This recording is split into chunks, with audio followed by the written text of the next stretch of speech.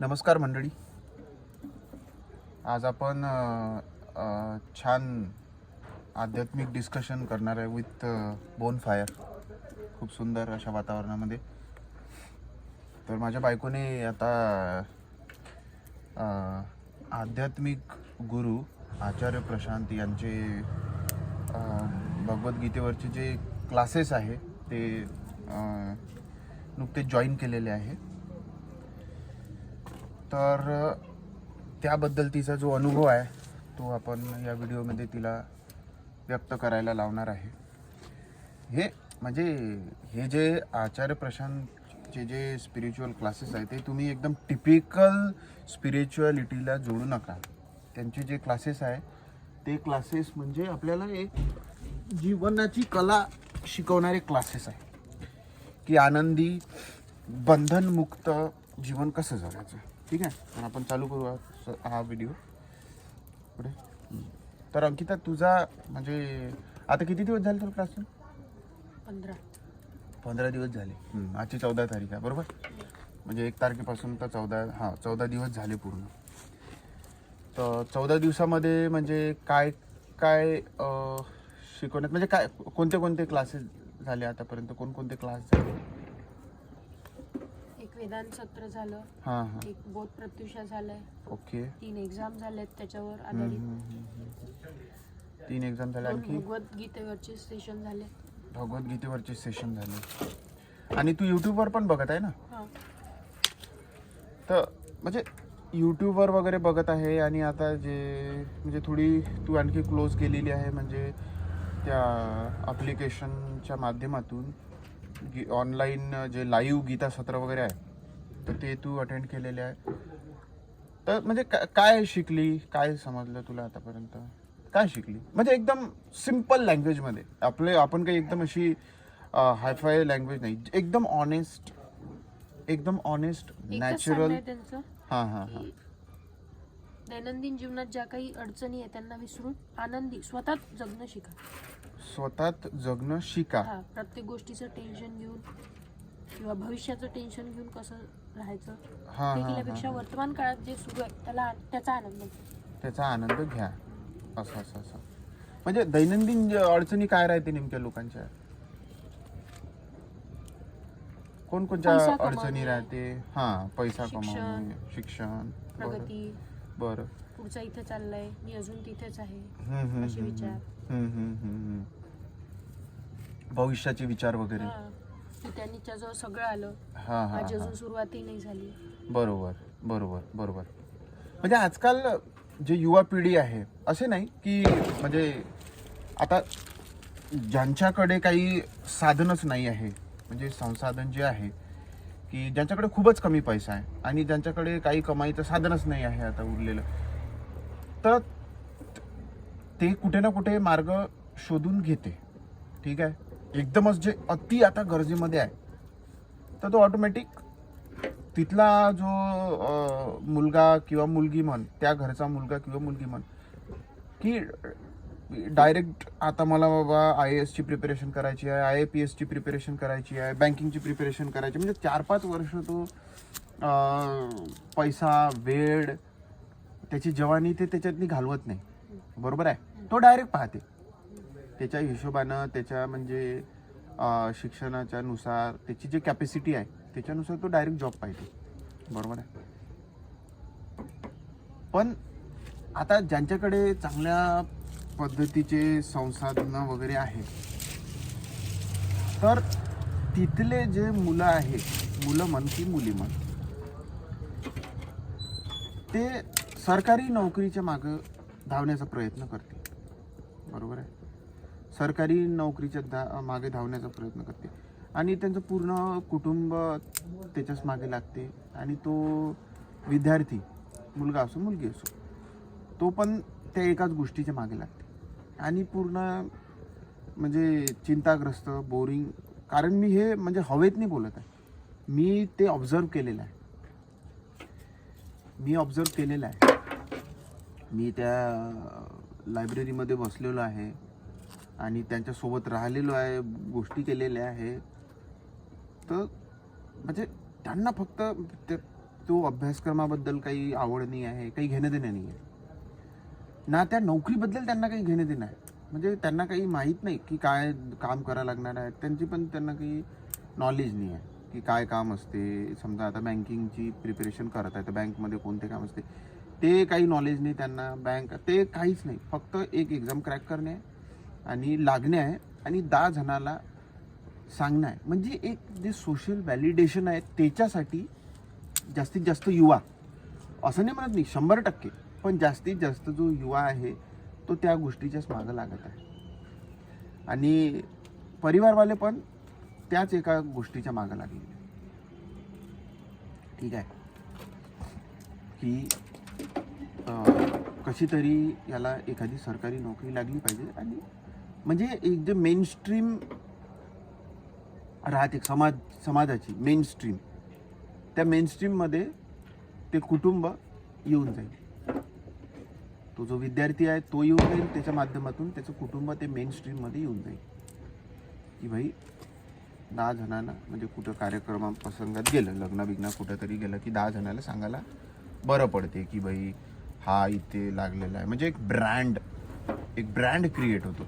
आणि तो जर एखादा म्हणजे विद्यार्थी थोडा स्वतःचा डोकं वापरत आहे, स्वतःची बुद्धी वापरत आहे आणि दुसरं एखादं काही काम करत आहे जे की मेनस्ट्रीम नाही आहे, म्हणजे ज्याला आपण असं दाखवू शकत नाही की ऑफिशियल, ठीक आहे, त्या पद्धतीचं एखादं काम करत आहे. म्हणजे एखादं कलेच्या माध्यमातलं एखादं चित्रकलेचं, पेंटिंगचं याचं त्याचं काम करत आहे, किंवा एखादा वाद्य वगैरे वाजवत आहे, किंवा म्हणजे काही आपला गावातील काही उद्योग करत आहे, शेतीबद्दल काही करत आहे, तर ते मेनस्ट्रीममध्ये त्याच्यामध्ये सांगायचं काही दाखवत नाही. म्हणजे त्याची काही अशी सॅलरी स्लिप नाही राहत की काही नाही राहत. ठीक आहे, तर त्याच्यामुळे ते इकडे जास्त घुसत आहे आणि तीच गोष्ट त्यांना एकदम चिंतित करत आहे. आता कॉम्पिटिशन या लेवलला गेली की म्हणजे 1% आतमध्ये पण सक्सेस रेट आला आहे. 0. something मध्ये तो सक्सेस रेट गेलेला आहे. मग बाकीचे 99% जे विद्यार्थी आहेत ते एकदम चिंताग्रस्त डिप्रेशनमध्ये चालले जातात. तर याच्यावर तुझं काय मत आहे? आणि जे तू आचार्य प्रशांत जींच्या व्हिडिओच्या माध्यमातून त्यांच्या जे कोर्सेस आहे, लर्निंग्स आहे, त्याच्या माध्यमातून तू काय शिकली? म्हणजे तू कसं या गोष्टीला टॅकल करू शकतो? खरं तर मुलांनी आपल्या मनाला पटतं ते करावं. बरोबर. कारण दुनिया म्हणते त्याच्या मागे जाण्यात काही अर्थ नाही. काही अर्थ नाही. एक जे फ्रीडम, हा जावा आपल्याला लागतं, दुनिया आपल्या सोबत नाही. बरोबर आहे, बरोबर. दुरून दिशा दाखवतो. हो.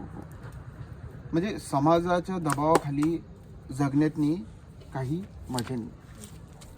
म्हणजे एक जीवन भेटलेलं आहे मोठ्या मुश्किलनं. म्हणजे असं आपल्याकडे काही प्रूफ नाही, पण असं म्हटलं जाते की भाई की हा खूप मोठा लंबा प्रवास आहे आणि खूप एवढ्या मोठ्या प्रवासानंतर कुठंतरी हे मानवाचं जीवन मिळते. आणि हे जीवन मिळाल्यानंतर जर तुम्ही याचं सार्थक नाही कराल, 2 टाइम खाणं, जगणं आणि आपली प्रजाती पुढे चालवणं हे तर प्राणी करत आहे. मग माणूस जातीनं काय वेगळं केलं पाहिजे? आणि हे काही आपण असं की काहीतरी म्हणते, बोलल्या जाते म्हणून आपण बोलत नाही. ठीक आहे, मानवाच्या जीवनातनी दुःख दिसत आहे. तुम्ही न्यूज चॅनल ओपन करून पहा, तुम्ही सोशल मीडिया पहा, तुम्ही प्रत्येकाचं जीवन पहा, कोर्ट केसेस पहा. तुम्ही निघा तर खरी, तुम्ही बाहेर निघा, तुम्हाला माहीत पडत. मेट्रो सिटीजमध्ये जा, ठीक आहे, ट्रॅफिकमध्ये घुसा, ऑफिसेसमध्ये घुसा, मोठमोठ्या कॉर्पोरेट ऑफिसेसमध्ये घुसा, बँकांमध्ये घुसा, तुम्हाला दिसून येईल.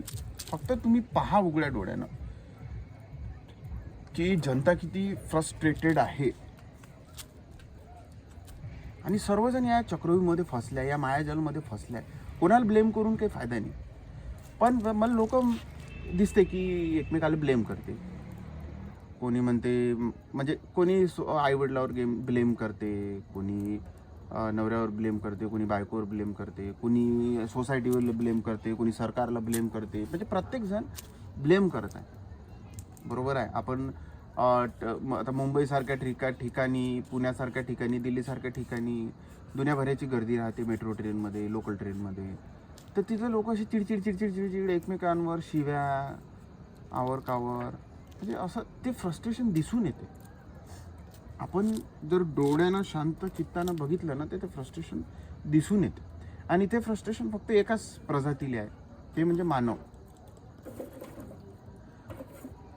तर याच्याकडे लक्ष दिलं पाहिजे. बरोबर.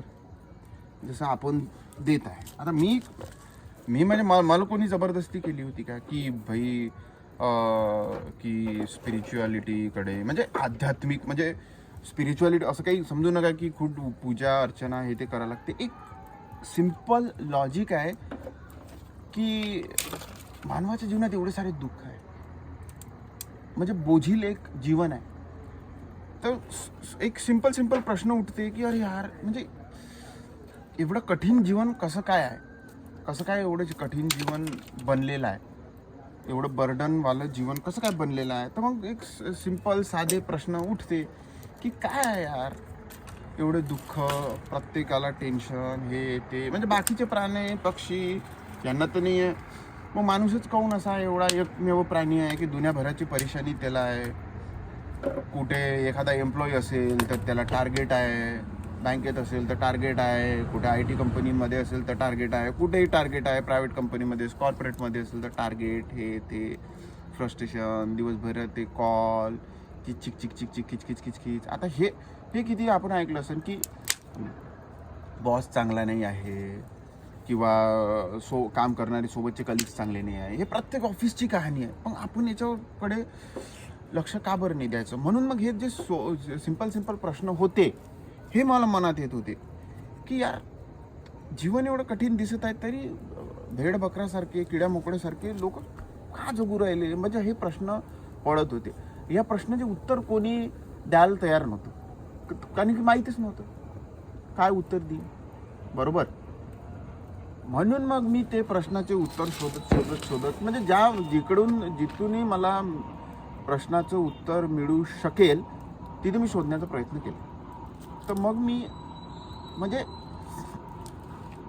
जे लोक आध्यात्मिक आहे, आध्यात्मिक इन द सेन्स, आध्यात्मिक आता नाव आहे म्हणून मी आध्यात्मिक म्हणून राहिलो, की जे लॉजिकल आहे, की ज्यांनी ॲड्रेस केलेले आहे ते प्रश्न, जे लोकांना प्रश्न पडलेले आहे ना, जे मला प्रश्न पडले होते ते त्या स्क्रिप्चर्समध्ये, त्या ग्रंथांमध्ये, त्या अध्यात्मामध्ये ते प्रश्नाची उत्तरं आहे. म्हणजे ते लॉजिकल आहे, सिम्पल लॉजिकल, ऑनेस्ट, एकदम इनोसेंट लॉजिक त्याच्यामध्ये आहे.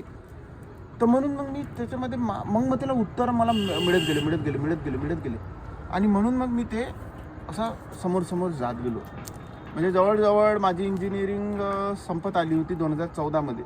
आणि तेव्हा मला प्रश्न पडत लागले की तो एकदम चिंतित, ग्रस्त, टेन्शनमध्ये, काही जॉयफुल नाही, काही नाही. मी म्हटलं यार, म्हणजे आपल्याला वाटते ना की 10वी 11वी 12वी करतो आपण की बा लाईफ आता चांगली बने, म्हणजे लाईफ बेटरमेंटकडे जाणार असं वाटतं. पण लाईफ बेटरमेंटकडे चाललीच नव्हती. जेवढं समोर जायचं तेवढं लाईफ बोझील वाटत होती. म्हटलं यार काहीतरी रॉंग आहे. आणि फक्त मलाच नाही, आता तू कोणाला एखादं ऑर्डिनरी विचारायला गेलं तर काय उत्तर देते ते. एखाद्या साधारण कोणालाही, तुझ्यासोबतच्या मैत्रिणीला म्हण किंवा एखाद्या सर्वसाधारण लोकाला विचारायला गेलं तर काय उत्तर देते ते की नाही. म्हणजे काय उत्तर मिळालं तुला. म्हणजे तुझ्या मैत्रिणी वगैरेला समजा गेलं की अरे यार, म्हणजे एवढं लाईफमध्ये प्रॉब्लेम कोण आहे, असं आहे तसं आहे, त्यांच्याकडे सटीक उत्तर राहते काय माहीत. म्हणजे आत्मज्ञान नाही राहत ना तेवढं, तर त्यांच्याकडे सटीक उत्तर नाही राहत. त्यांच्याकडे उत्तर का नाही, मग असंच असते, मग करावंच लागते प्रत्येकालेच. म्हणजे ते काय उदाहरण देते, त्यांच्याकडे उत्तर कोणतं राहते की अरे यार सगळेच करावंच लागत असते ते. बरोबर. म्हणजे त्यांनी ते ॲक्सेप्ट करून घेतलेलं.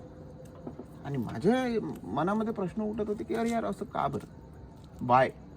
मी क्वेश्चन मार्क लावायचा प्रयत्न केला आणि म्हणून मला मग ते उत्तरं भेटत गेले. मग जशी जशी उत्तरं भेटत गेले म्हणजे 2014 पासून मग मी आणखी जवळजवळ जात गेलो, आणखी डीप जात गेलो. आता जवळजवळ म्हणजे 10 वर्ष झाली मला. तर ते एक यात्रा आहे आणि मला प्रश्नाची उत्तरं मिळत गेली. तर असं नाही म्हणू शकत मी की मला सर्व काही माहीत पडलं, पण आपल्या अंदर एक समज राहते, त्याला माहीत पडते की नाही बरोबर सांगत आहे. शेवटी आपल्या आतमध्ये बुद्धी आहे ना, कुठेतरी बुद्धी, त्या बुद्धीला पटते ना ते गोष्ट. मग ते आपला अंतरात्मा आवाज देते ना आपल्याला की नाही यार हे गोष्ट पटली, हे गोष्ट पटली. ह्या गोष्टीनं मन हलकं झालं. ते मन हलकं होत गेलं. आता तुला 15 दिवस झाले आणि तू व्हिडिओ पण पाहिले यूट्यूबवर वगैरे, तर तुझं म्हणजे एक फरक काय जाणवला? फरक पडतोय, विचारात फरक पडतोय, सवय तुटतीये काही जुन्या कारण ज्याचं टेन्शन घेतो आपण त्या गोष्टींची सवय तुटत आहे. हा. म्हणजे चांगल्या प्रकारे चेंजेस येत आहे. ही एक म्हणजे यात्रा आहे. हळूहळू माणूस शिकत जाते, कारण की आपण खूप काही गोष्टी अशा शिकलेलो आहे की जे शिकायला पाहिजेच नव्हते. आता त्या गोष्टी एवढ्या आपण ते जोडून ठेवलेल्या आहेत, तर त्याला एक दूर करण्यात वेळ लागते. ते एक यात्रा आहे, एक. तर म्हणूनच मग आता वर्कची डेफिनेशन हेच आहे की स्वतःला बंधनातून मुक्त करणे. याच्यासाठी जे काम करतो आपण ते वर्क झालं, ते काम झालं. बाकी जगासाठी नुसतं तुम्ही हे बॉडी तुमची सर्वाइव्ह केली पाहिजे याच्यासाठी जे काम करतो, फक्त हे बॉडी सर्वाइव्ह करण्यासाठी, तर त्याला काही काम नाही म्हटलं. ते तर कोणी करते यार. बाकीचे सगळे प्राणी पक्षी ते करत, त्यांना तर एवढी गरजही नाही. जेवढा माणूस मरमर करते तेवढं तर त्यांना मरमर करायची गरज पण नाही. बिचारे बिंदास खाते, अर्धा 1 घंटा मेहनत करून मस्त रिलॅक्स राहते. माणूसच एक पागल आहे की ज्याची भूक संपतच नाही आहे. आणि आपण जेही काही फक्त बॉडीच्या सर्वायवलसाठी करू, ते काम काही फायद्याचं नाही आहे. ते कामच नाही आहे मुळात. ते फक्त अहंकाराले, म्हणजे जे गोष्ट तुम्हाला कमी करायची ते गोष्ट तुम्ही वाढवत आहे. म्हणजे जे समजा शरीरामध्ये एखादी गाठ असते, एखादी कॅन्सरची गाठ असते, तर ते कमी करायला लागते ना. हेल्दी व्हासाठी ते कमी करायला लागते ना, तर ते आपण वाढवत आहे. बस तसंच आहे ते. फक्त ते एक टँजिबल गोष्टी आहे, इनटँजिबल गोष्टी आहे. ते आपण विचारात दाखवू शकतो, मनात येऊ शकते, बोलू शकतो. हे गोष्ट आहे, याच्यात हे दाखवू नाही शकत आपण. तर हे गोष्ट कमी करत न्यायला लागते. अहंकार असं कमी करत न्यायला लागते. आपलं जे मस्तिष्क आपण भारी बनवून ठेवलेलं आहे, ते मन हलकं करत न्यायला लागते. त्याच्यात जो कुडा कचरा भरलेला आहे तो धीरे कमी करत न्यायला लागते. आणि ते कमी करणं, त्याच्यासाठी मेहनत करणं, ते खरं काम आहे. ते खरं कार्य आहे. आता आपण इथं बसत आहे, म्हणजे शेकोटी चालू आहे आणि बोलत आहे, वर्कर्स करत आहे ना. म्हणजे एनर्जी डिसिपेट होत आहे, एनर्जी चालली आहे कुठेतरी, बरोबर आहे. आणि energy to do certain task is called work. जे डेफिनेशन आहे, म्हणजे एनर्जी आपण यूज करतो एक पर्टिक्युलर टास्क कंप्लीट करण्यासाठी, बरोबर आहे, त्याला वर्क म्हटलं जाते. तर आपल्याकडे टास्क कोणती आहे सर्वात मोठी, की मुक्तीच्या दिशेने वाटचाल करणे. मग त्या दिशेनं आपण जर वाटचाल करत आहे, तर ते खरं वर्क आहे, ते खरं कर्म आहे. आपण ते खरं वर्क करत आहे, ते खरं कर्म करत आहे. इथे जे डिस्कशन करून, इथे जे बोलू, आपण जर आपला इगो, अहंकार वाढवण्यासाठी जे करत आहे, ते कुठलंच काम नाही. हे म्हणजे एक निगेटिव्ह डायरेक्शनमध्ये काम केल्यासारखं होईल. म्हणजे जायचं लेफ्ट आहे, चाललो राईट, त्या पद्धतीचं ते काम होऊन जाईल. ठीक आहे. तर म्हणजे या व्हिडिओमध्ये आपण एवढे डिस्कशन करू. आणखी हळूहळू समोर आपण त्याच्यावर डिस्कस करत जाऊ. ठीक आहे. तर मित्रांनो, धन्यवाद.